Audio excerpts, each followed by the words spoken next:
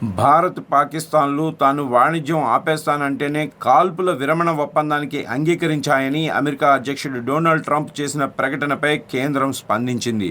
Trump వ్యాఖ్యలను ఖండించిన అధికార వర్గాలు అసలు వాణిజ్యం అంశం ప్రస్తావనకే రాలేదని తేల్చి చెప్పాయి. అంతకుముందు ట్రంప్ తన ప్రయత్నాల వల్లే భారత్, పాకిస్తాన్ల మధ్య శాంతి నెలకొందన్న వ్యాఖ్యలను భారత్ తప్పుపట్టింది. ముందుగా ఇస్లామాబాద్ నుంచి ఢిల్లీకి ఫోన్ వచ్చిన తర్వాతే కాల్పుల విరమణ చర్చలు జరిగాయని భారత ప్రభుత్వం స్పష్టం చేసింది.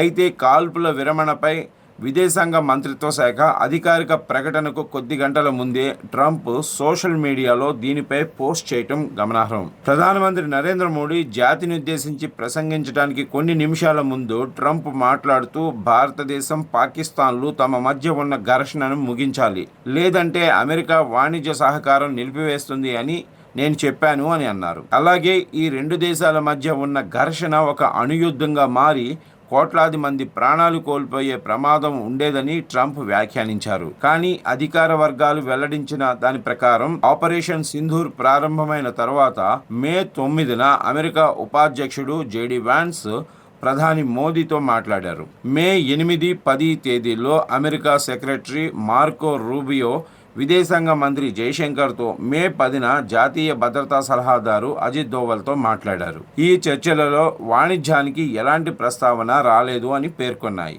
ఆపరేషన్ సింధూర్ తర్వాత మొదటిసారి జాతినుద్దేశించి ప్రసంగించిన ప్రధాని మోడీ కూడా పాకిస్తాన్ స్వయంగా యుద్ధం ఆపాలని కోరిందని, భారత దాడుల తీవ్రతను తట్టుకోలేక అలా చేయాల్సి వచ్చిందని వివరించారు. భారత ప్రభుత్వం ఎప్పటి నుంచో పాకిస్తాన్తో సంబంధిత సమస్యల్లో, ముఖ్యంగా కాశ్మీర్ వంటి అంశాల్లో మూడో పార్టీ మధ్యవర్తిత్వాన్ని తిరస్కరిస్తూ వస్తుంది. అయితే ట్రంప్ తాజా ప్రకటనతో ప్రతిపక్షాలు మేల్కొన్నాయి.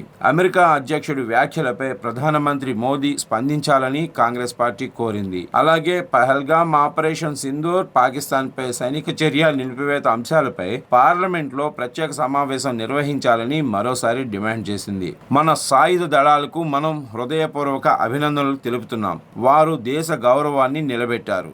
మేము 100% వారి వెంట ఉన్నాం. కానీ ప్రధాని మోడీ ఇంకా చాలా ప్రశ్నలకు సమాధానాలు ఇవ్వాల్సి ఉంది అని కాంగ్రెస్ సీనియర్ నేత, కేంద్ర మాజీ మంత్రి జైరాం రమేష్ అన్నారు.